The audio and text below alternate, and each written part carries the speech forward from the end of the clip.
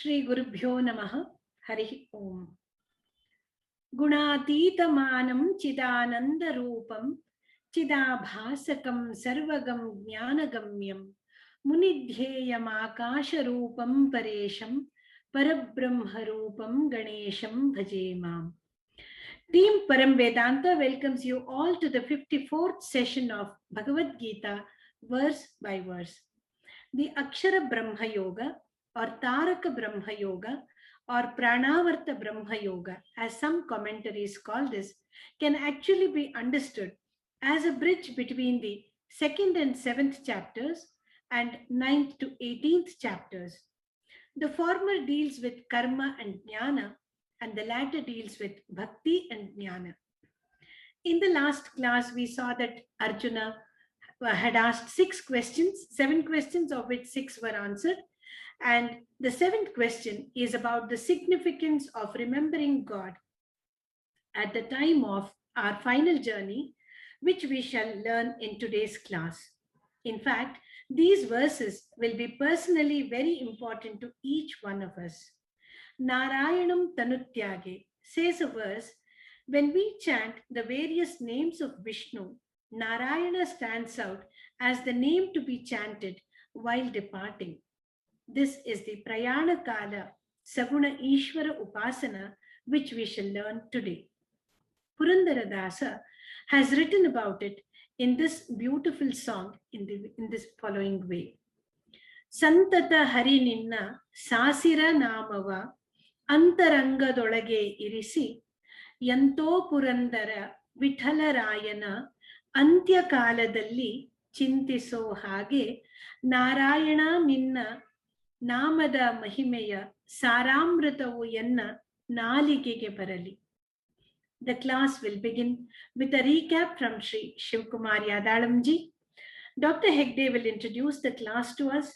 The shlokas will be explained by Dr. Netra, Dr. Anupama, Srimati Jyotirmayi Karthik, Srimati Vani, and Srimati Triveni. Master Avanish will chant the verses for us to learn. Over to Sri Shivkumarji for the recap. Namaste. Hari Om, Sri Gurubhyo Namaha. Based on the last 2 verses of 7th chapter, Arjuna asks 7 questions in the first 2 verses of the 8th chapter, which are listed in the slide. In the 3rd verse, Krishna answers the first 3 of the questions. For the first question, Krishna says, Paramam Aksharam Brahma. Paramam means the highest. Aksharam means the imperishable principle. This greatest, indestructible, infinitely big, all-pervading Ananta Sarvagata Chaitanya Tattvam or consciousness principle is called Paraprakriti or Brahman. Next, Krishna explains what is Adhyatmam. He says, Swabhava Adhyatmam Uchyate, the inner essence, the consciousness obtaining within the Shariram or individual body is called Adhyatmam. He pointed out that Adhyatmam and Brahman are 2 names for the one and the same all-pervading consciousness, only differing from the angle of perception. When consciousness is looked at from the micro level or individual level, it is called Adhyatmam, and the very same consciousness when viewed from the macro level or universal level, it is called Brahman. Next, what is karma? Krishna says, Bhuta Bhavod Bhavakaro Visargaha. All the deliberate actions that with Kartritva Bhava, a sense of doership of human beings, results in Karma Phalam, which forges the future creation. Karma is Srishtikaranam, where individual karma is the cause of Jivatma and Samasti Karma is the cause of creation. In the 4th verse,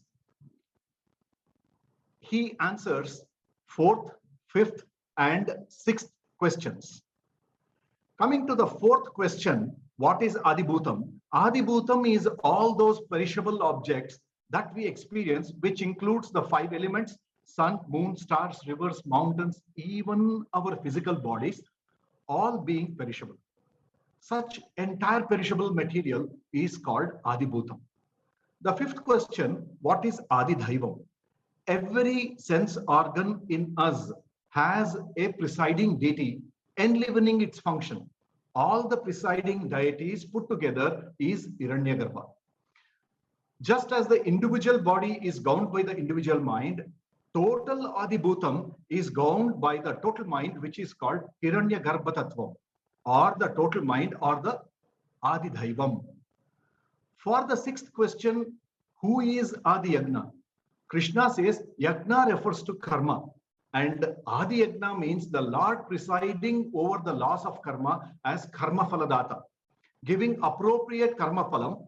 Krishna says that this Adi Yagna is Aham Eva. I am Adi Yagna, and I am situated in your own body, in everybody as Ishvara Tattvam, as Prajna Rupena, as the verily consciousness.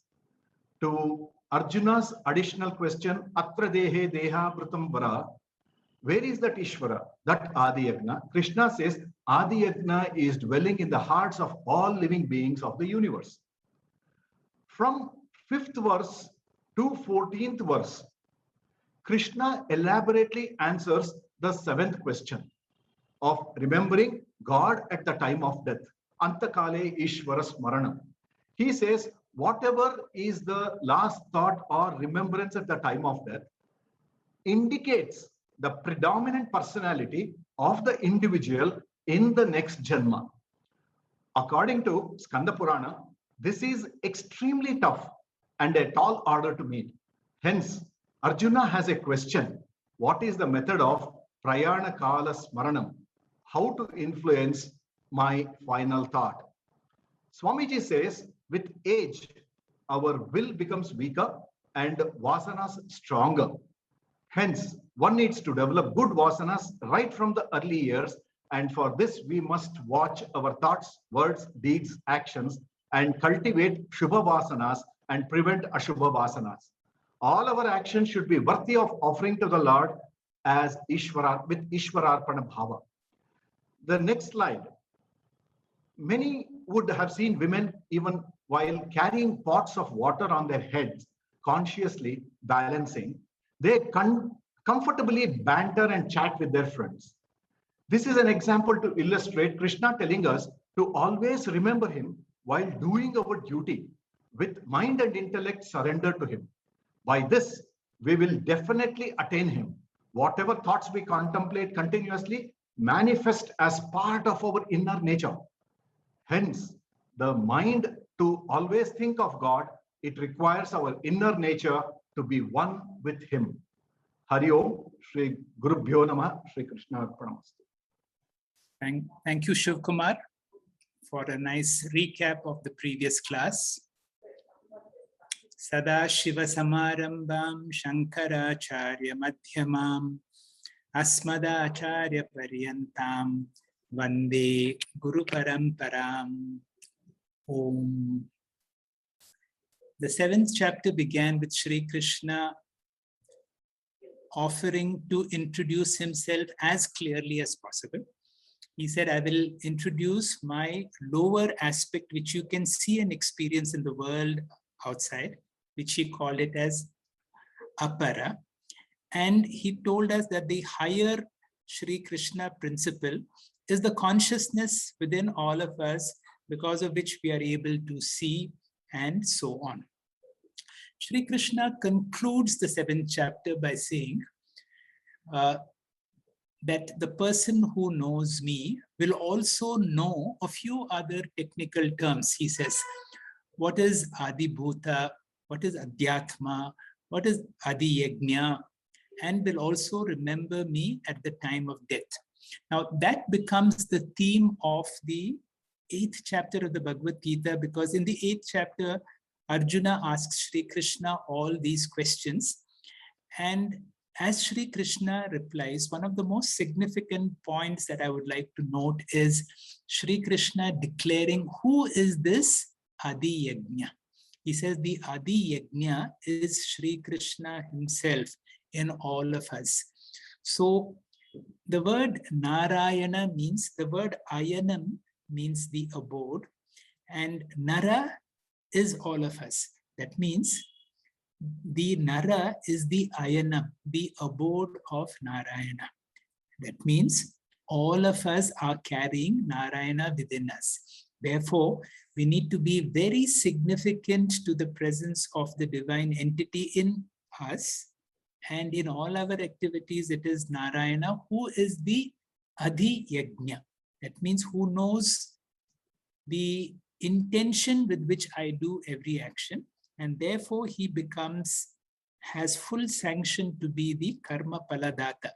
More than my action, the motive with which I do my action becomes important. From now, let us become very perceptive to Sri Krishna or the Adi Yajna within all of us. As the theme is about remembering God at the time of death, and as this chapter of the Bhagavad Gita is an unusual chapter which introduces a new kind of mukti called Krama Mukti. The rest of the chapters talk about Jivan Mukti, but this talks about Krama Mukti. Let us quickly touch on or recap in our own understanding as to what is this law of karma. The word karma means action and consequence of action. Whatever we sow is what we reap. And this is the law of karma. Therefore, karma implies conscious choice making of your action, because every action that we do will have a consequence. We cannot claim that I am ignorant. Many of the actions that we do are conscious, but many of them are done unconsciously. That means we now need to be aware that every action that I do has a consequence, and therefore let me be very conscious of the actions that I do every day in my life. To quickly recap what are the three types of karma, because we have lived many lives and we have done many actions, all the punya and papa of all our previous life, which have not been exhausted, is stored somewhere. We call it maybe the cloud data. The accumulated stored punya or papa is called the sanchita karma. A portion of it gets matured. It is also called fructified, available for the present janma. That means whatever we are born in this life is called the prarabdha karma. Whenever a person is born with a certain amount of punya and papa. That means throughout our life, we need to be able to exhaust this punya and papa. What we realize when we understand the prarabdha karma is that many of the important decisions in our life are decided by this prarabdha. For example, our birth. We have no choice about the date, the time, the place, the type of body we have, the gender, the family to which we are born, the religion, the nationality, whether we have good health, a good mind, a good body, a good intellect. And also the prarabdha brings in strong impressions from our last life, which are called the vasanas. Additionally, in this life, depending upon the environment we are in, we are programmed or conditioned by our parents, our teachers, our religious leaders, the government, the media, the advertisements, important movie and sports stars, and so on. And therefore, although we as a human being have the glory of what is called our free will, we should also remember we are simultaneously being programmed very strongly by, and therefore, are we really free? Additionally, there is a third type of karma, which is called the agami karma. That means any action that I do in daily life can bring about additional punya or papa. And if this is not utilized right away, because every action may not have its consequence immediately, it can be stored again into the sanchita karma. That means we will look into certain principles of the law of karma. Understanding the law of karma can change the way we do what we do every day. Every action has a certain consequence. And the consequence, if it is visible, it is called drishta palam. Because it may not have its effect immediately, there will be a certain consequence, and that is called adrishta. Every good act will produce a punya, every bad act will produce a papa. How do you define what is a good act or a bad act? Based on the scriptures. The scriptures have a certain code of conduct, and that decides if an action will give us punya or papa. What about those actions which are not described in the scriptures? And that is decided by the motive or the intention with which we do. And that is where the Adi Yajna, who has access to our motive, becomes important. Why are we so much talking about the law of karma? Those who understand the law of karma now become very responsible. In the sense that I stop blaming anybody for my life. I take responsibility for all my actions in my present life or my past life. Also true is my future is dependent on my present actions, and therefore I'm going to be a more responsible person in my actions. While we have spoken about our birth being determined by prarabdha, you will see not only death, all important events in our life is not our making. The best things in our life and all the difficult moments in our life all happen. How we die, when we die, where we die, it is also determined. So these two points are fixed, our birth and death. Our prarabdha is also fixed. That means our prarabdha has to be finished within the so many days of our life. And that is why we have said again and again, what is that which wakes you up in the morning? It is not the alarm clock. It is the unit of punya or papa that I need to be exhausted in a particular day. And that's what wakes us up each day. So on this background, because this particular chapter is going to talk to us about being sensitive to the time of our death, to remember Ishvara at the time of death. Now, remembering Ishvara at the time of death becomes possible only if you remember the significance of the 7th chapter where we spoke about remembering Ishvara in every moment of our life. We will be able to die gracefully only if you are able to live 100%. So the message that we will get in this chapter is, let us be mentally prepared for our own death. In order to do that, in order to be able to die gracefully, let us be able to live in awareness, to be able to live meditatively. In our subsequent classes, let us look more into how to remember God at the time of death, one. Second is, what is this Vedantic view of life? Vedantic view of life really means that we have to live through all the ashramas. We have to live fully as a brahmachari, as a grihastha. And in the subsequent classes, we will look into the glory of a vanaprastha and a sannyasa. And that is how we will be able to be prepared for our death more gracefully. The opening verse, which is the 8th verse, will be explained to us by Dr. Netra. Over to you, Dr. Netra. Namaste, Hari Om, Shri Gurubhyo Namaha. In the end of the 7th chapter, Krishna discusses 6 terms which Arjuna wishes to know more about them. And hence, beginning of the 8th chapter starts with Arjuna's doubts regarding these terms. And the 7th question dealt with the topic of Antakala Ishvara Smaranam, or remembrance of God at the time of death. And as a part of this topic, Krishna is dealing with Saguna Ishvara Upasana. In the next slide, Krishna discusses Nishkama Upasaka, who can take up 2 different directions. The first direction is to practice Nishkama Upasana for a long time, which is Saguna Ishvara Upasanam. And with a prepared mind, he enters into Nirguna Ishvara Jnanam or Para Prakriti Jnanam, guided by a guru through Guru Shastra Upadesha.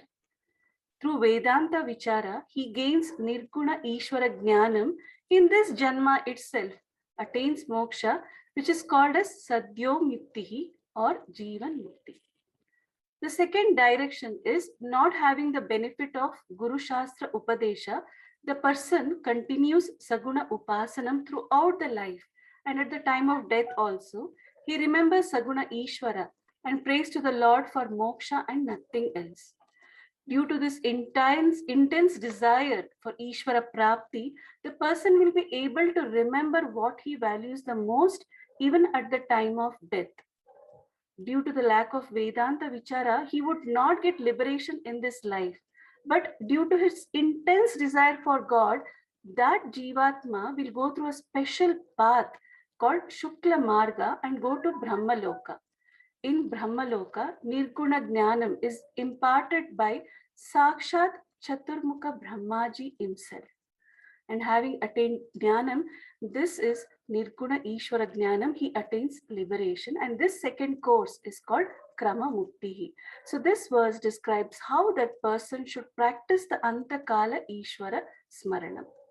So a Saguna Upasaka remembers the Lord in the next slide, the Lord whom he considers as Paramam, Purusham, Divyam, the Lord which is the highest reality, and the Lord who is known as Purushaha, the one who resides in the heart of everyone, the indweller of all. And the second meaning is the one who spreads, the one who fills up the whole world, from which the word Purnam comes, all pervading indweller, who is Paramam, the absolute reality. Divyam means the one who is Chaitanya Swarupam. So that Lord, a Saguna Upasaka, remembers at the time of death. How? With a mind that has a strength with regular practice, regular exercise, sadhana of Abhyasa Yoga.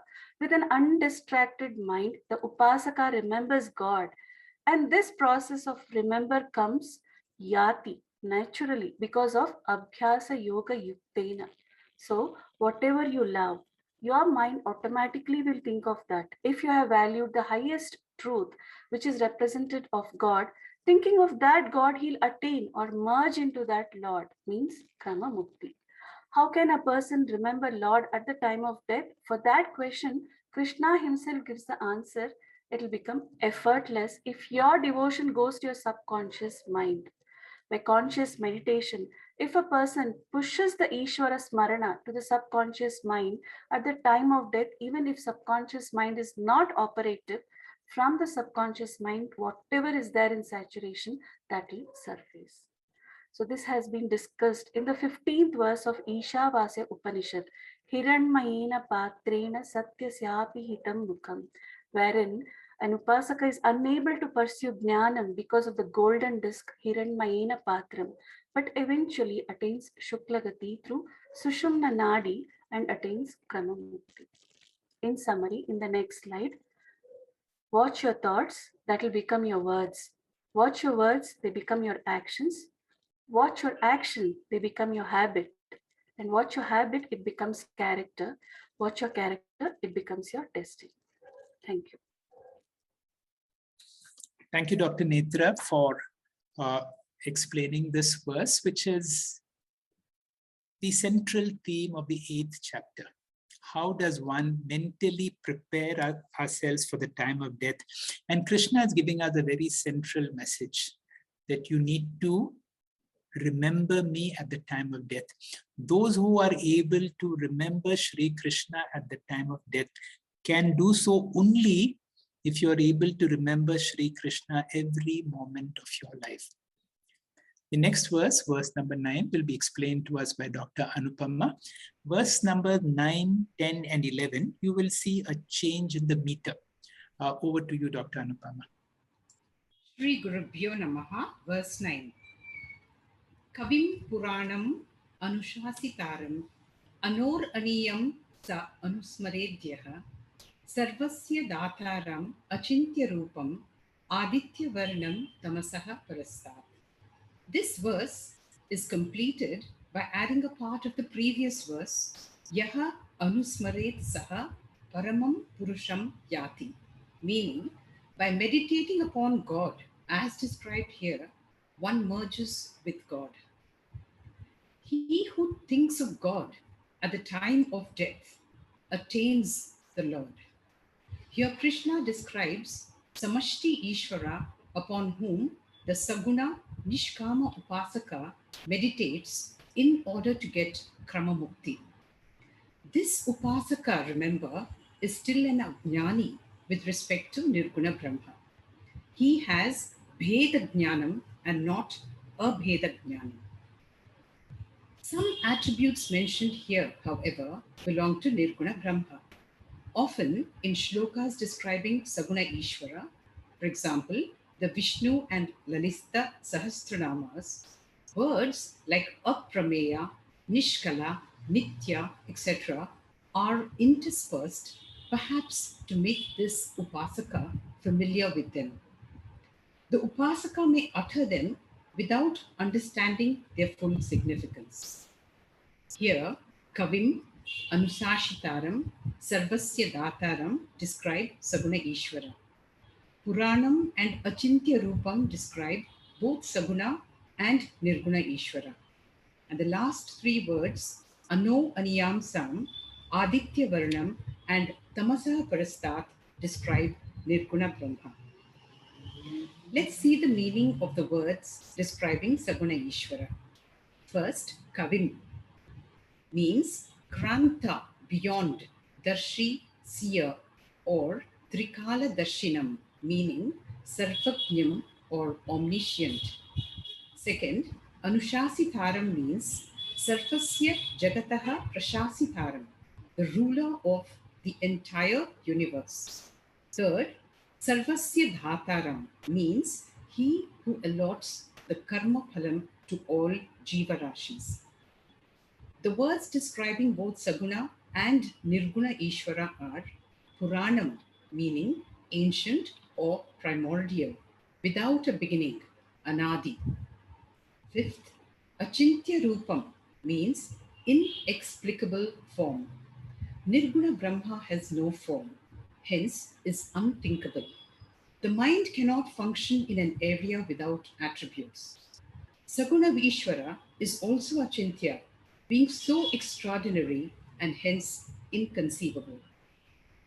The words describing Nirguna Brahma are Ano Aniyam Sam.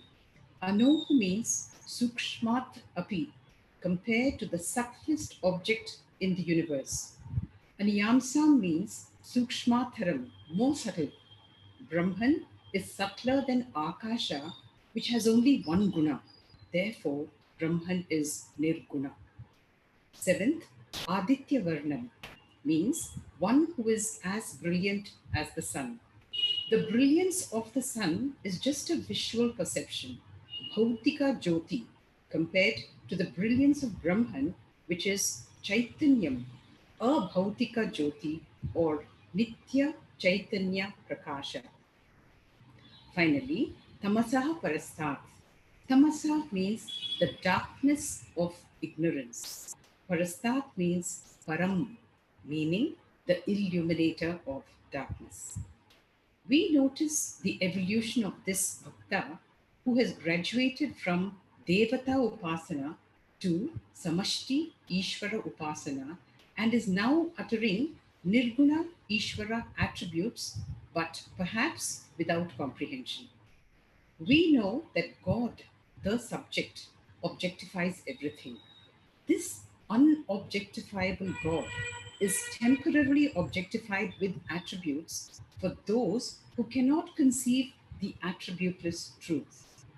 The Upanishads call these people Mandhaha and present God as Saguna Ishvara with attributes just as a stepping stone to Nirguna Brahma.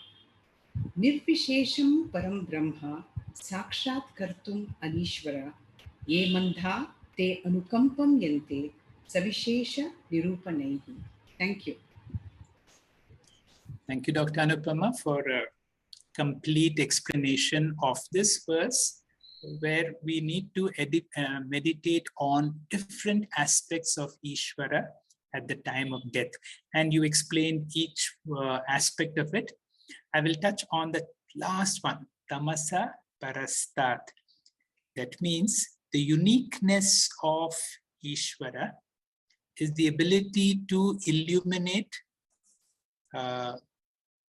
darkness. Light cannot illumine darkness, but consciousness can illuminate darkness. What do you mean by Tamasa Parastat?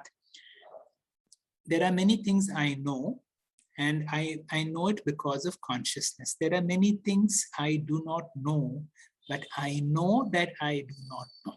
Whenever I can say I know that I do not know, that is consciousness illuminating our own darkness. The next verse will be explained to us by Jyoti. Over to you, Jyoti.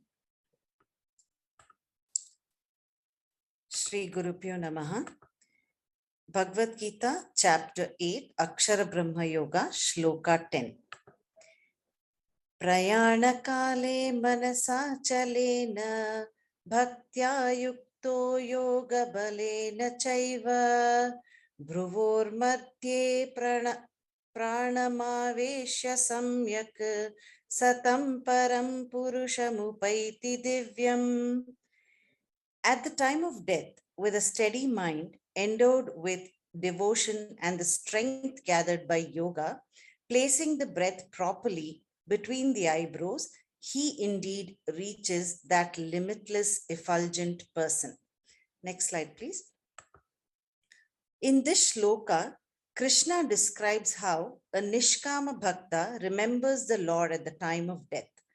Though it is not elaborated in the Bhagavad Gita, the Kathopanishad gives the details of how a bhakta can channel his prana to the Sushumna Nadi of the body to exit through the Brahmarandra. I'll give a brief outline of the terms Nadi, Prana, and Sahasrara Chakra. The Nadis are subtle energy channels through which prana or life force energy flows. In the same way that our physical veins carry blood through our circulatory system, the nadis are believed to be subtle channels that carry energy through our being. They are not tangible cells that we can see through a microscope. Sushumna Nadi is the single most important energy channel running from the base of the spine up to the crown of the head. When this Nadi is balanced and active, we find true harmony and are fully awakened to the divine. Prana is referred to, particularly in yoga, as life force energy. It exists in all places and all things. The word prana in Sanskrit can be split as pra, meaning to exist before, and anu means atom. Therefore, prana is that which exists before an atom. Prana is the vibration between atoms. We cannot measure, hold, or taste it. It can only be felt by the most subtle layers of our ethereal body. Prana is the term used in the science of Vedanta to indicate all the different expressions of life's vitality through the various instruments and organs of the body. Brahmarandra or Brahmadwaram. The Sahasrara Chakra lies 2 inches within the ears and 3 inches within the eyebrows. Its form is a ball of light in the hollow portion of the upper region of an opening of the brain area. This opening is called the Brahmarandra or the 10th door. Swami Param says that Krishna describes the process of the self-willed moksha only partially in the shloka, as he focuses more on the traits of the bhakta himself. This shloka explains that at the time of death, the bhakta withdraws pancha prana, the 5 energies, from every organ of the body. He brings the prana to his hridaya or heart and then directs it through the Sushumna Nadi, which opens at the Brahmarandra, the passage to Brahmaloka, through which the prana is released. The Jivatma then travels in a route called Shukla Gati to Brahmaloka. Such a bhakta is endowed with total devotion to Ishvara. He has an intense urge for attaining the Lord, Ishvara Prapti, and nothing else. A yogi who gives up his prana at will has to gain moksha in the Brahmaloka only. He has an intense urge for, he has to gain moksha in Brahmaloka only, since he's used his will for death. This is Kramamukti, a finite goal. Even if the highest, it is desire for Ishvara. At the time of death, his mind does not waver. Endowed with devotion to the Purusha, the steadiness of mind derived from practice produces a deep samskara such that he is able to remain absorbed in Atma even at the time of death. To summarize, this section in the Gita is describing single-pointed meditation upon the highest divinity. Therefore, prayana kale, or at the time of death, is to be understood as at the moment of death of the ego, when all identifications with the body, mind, intellect are consciously withdrawn through meditation. This is the precise moment of perfect inner silence and tranquility. Here, bhakti is the identification of the ego with its real nature. The meditation should be accompanied by a readiness to identify oneself intensely with the principle of awareness, Purusha. By the power of yoga, yoga balena means when one meditates upon the Supreme regularly for a long period of time, there is an inward strength developed. Therefore, such an individual in whom, during the deepest moments of concentration, the mind becomes perfectly silent and tranquil, in whom, through the strength of a steadfast meditation, all manifestation of life's presence through his physical body become controlled and arrested, he totally identifies with the point of his contemplation, the self. He goes to that supreme resplendent self, Purusha, at the moment of death. Hari Om.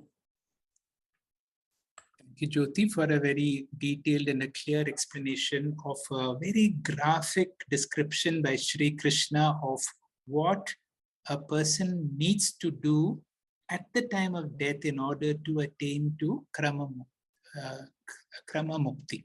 Essentially, a person has to be a great yogi. He should be well versed in all these prana shaktis, well versed in our own subtle body. Now, according to Vedanta, death happens when the subtle body leaves the gross body. You need to be a great yogi in order to be able to be sensitive to the mechanism of your subtle body, as described by Jyoti, to feel your energy going through the Shushumna Nadi, and finally to release the subtle body on the top of your head from the Sahasrara. Krishna probably is trying to tell us that this Krama Mukti is not for all of us. So focus on Sadhyo Mukti. Let us have one more verse on this. Vani Bhaskar will explain to us. Over to you, Vani. Hari Om, Shri Gurubhyo Namaha. The 11th verse goes, Edaksharam Veda Vido Vadanti Vishanti Edyatayo Vitaragaha Edichanto Brahmacharyam Charanti Tatte Padam Sangrahena Pravakshi. Akshara means a letter or a sound. The literal meaning of Akshar is that which does not get destroyed or decay. It is not subject to change. It is not bound by time. It is imperishable and infinite. The Mundaka Upanishad speaks about this Aksharam as the ultimate reality. In Brihadaranyaka Upanishad, Yajnavalkya teaches Gargi what this Akshara Brahma is.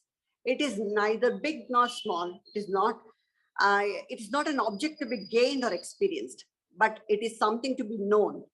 It is free from all attributes. Edaksharam Veda Vido Vadanti. The knowers of the Vedas spoke about this Aksharam. Vedavid is one who knows the Vedas, not merely the recitation. The recitation is only the Adhyayana. Veda is a pramana and has the capacity to reveal the ultimate knowledge. After learning to recite, one must analyze and understand and abide in that knowledge. So the knowers of the Vedas spoke about this Aksharam. Many people talk about Vedas and know about them, but only a few have really understood them in depth. It is like when we see a flower, we appreciate the beauty of the flower, we appreciate the fragrance of the flower, but only a honeybee understands the depth and essence of the flower. It can take out the nectar. No other creature has the capacity to suck the nectar from the flower.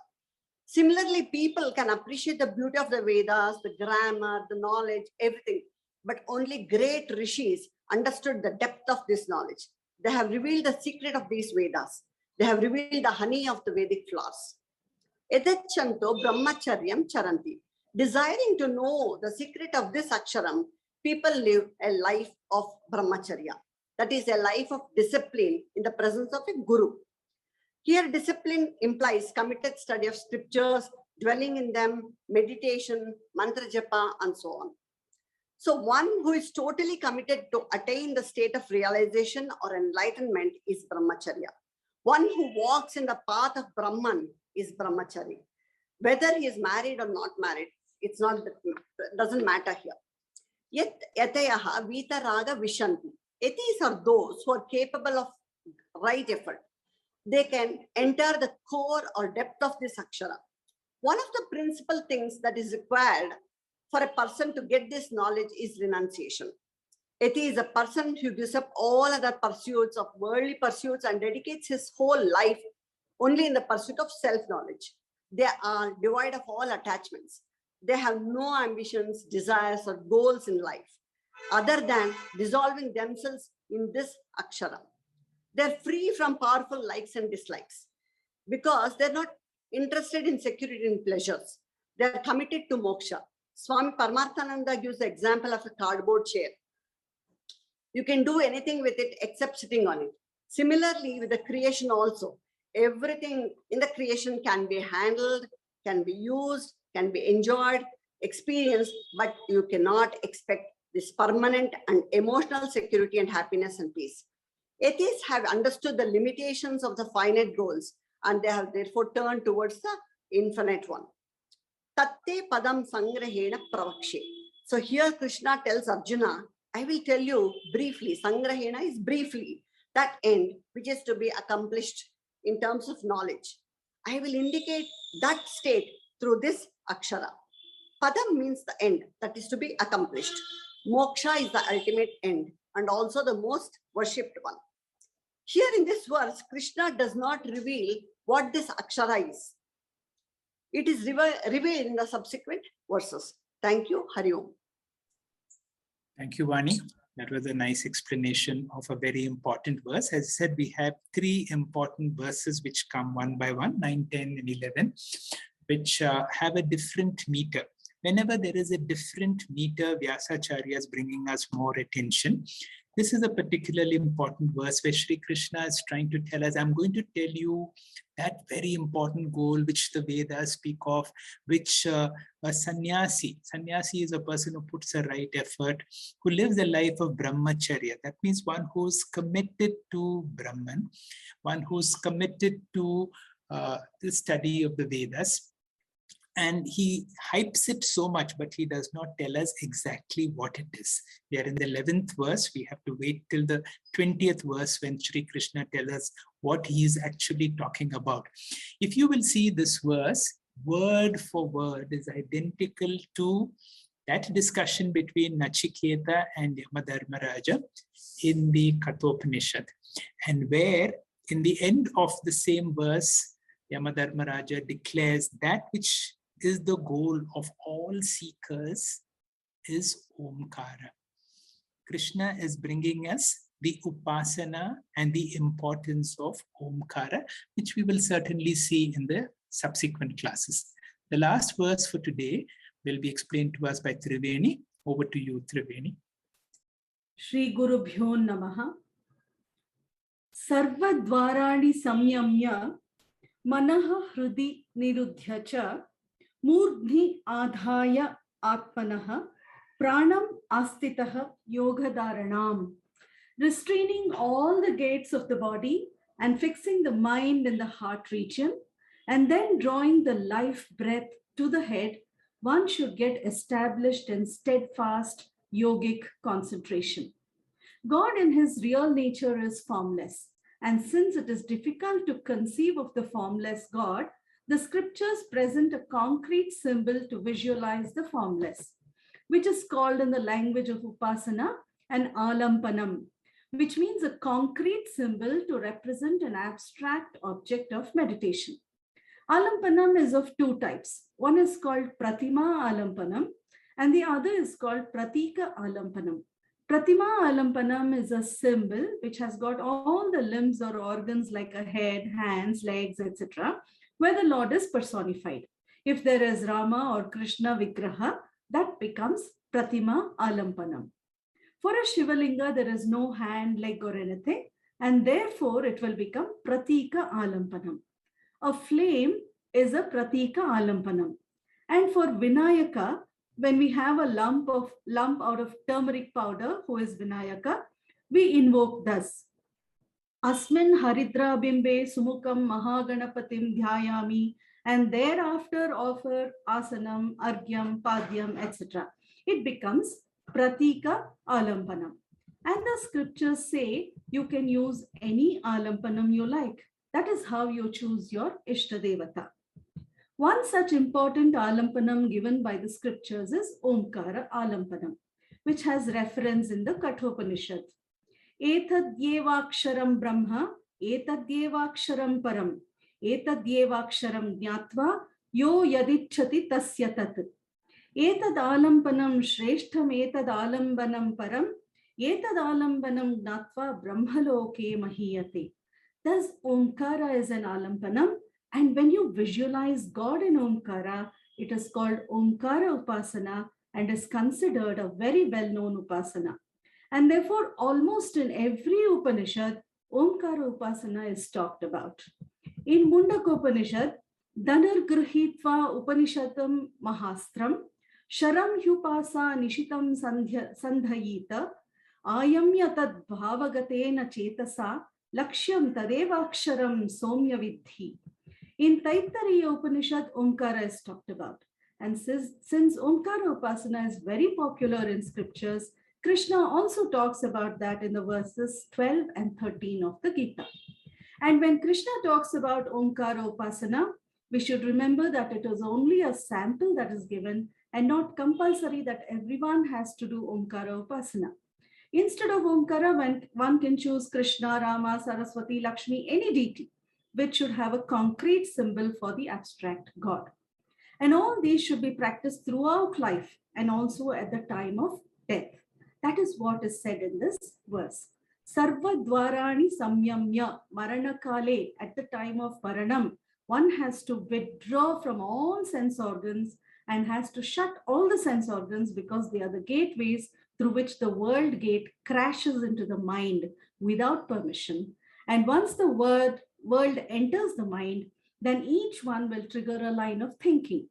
And therefore, if one has to remember God, the sense organs need to be shut. So, Sarva Dvarani Samyamya. Mano Hridi Nirudhya, bring the mind to the heart in which the Lord is visualized.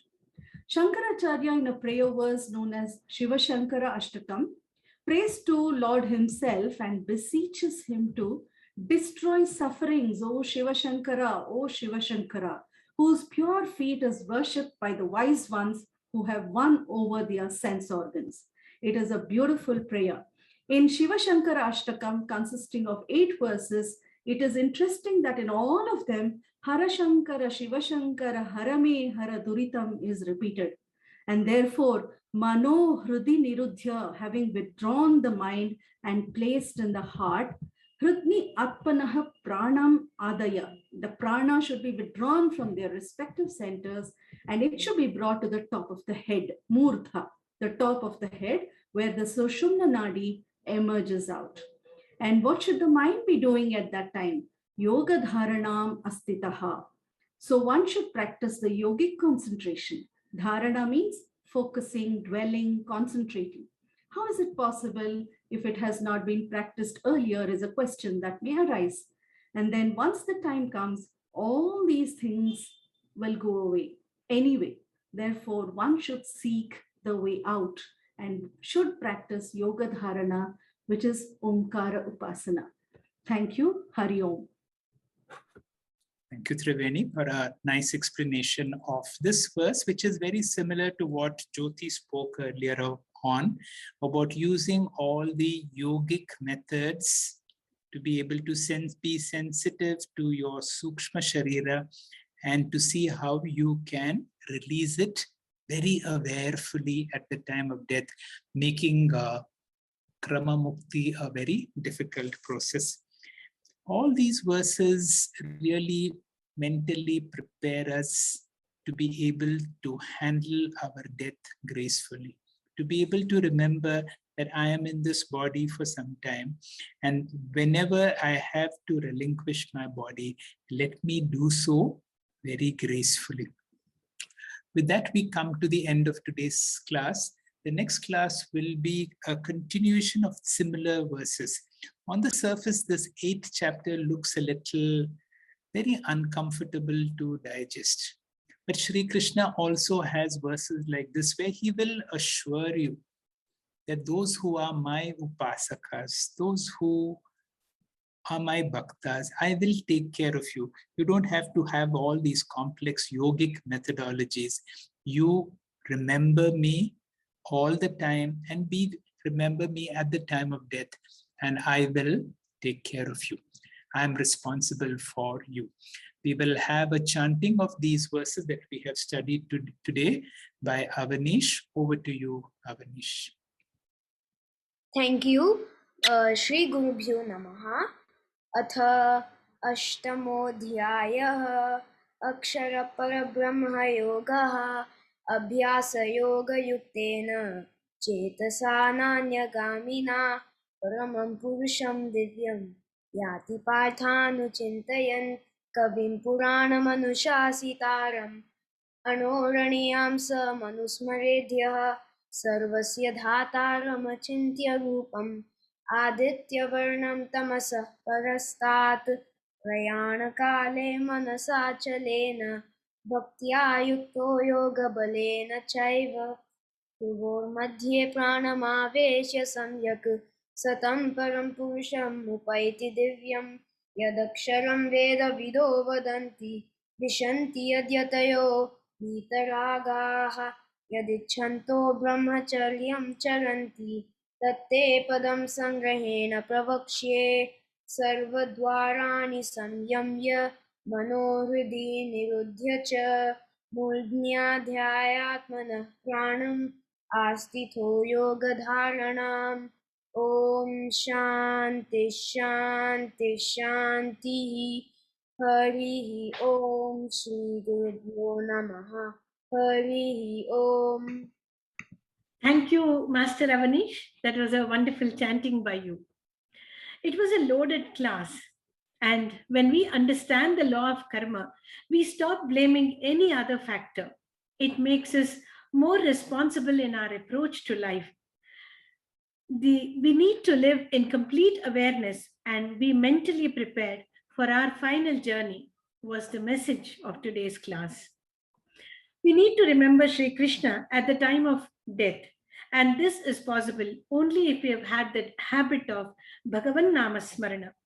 The description of Saguna and Nirguna Ishvara was understood in the 9th verse. The Bhakta has moved from Devata Upasaka to Samashti Ishvara Upasaka to Nirguna Ishvara Upasaka. The transition was well explained. Srimati Jyoti brought out the subtleties of Chakra, of Ida, Pingala and Sushumna Nadi, and the process of the travel of Jivatma further on in the 10th shloka. The 11th verse was a reflection of the Kathopanishad, and the 12th one highlighted the Alambana, the Pratima and the Pratika Alambana, which we can choose as per our mindset. The Omkara Alambana or Upasana was explained. How to be sensitive to the Sukshma Sharira, the changes therein, and be able to let go. We will learn more of this in our next class on the 15th of November. Thanks to Dr. Hegde, to all the speakers, and Master Avanish for the wonderful chanting. Thank you all so much for being with us. Om Purnamadah Purnamidam Purnat Purnamudachyate Purnasya Purnamadaya Purnamevavashishyate. Om Shanti Shanti Shanti.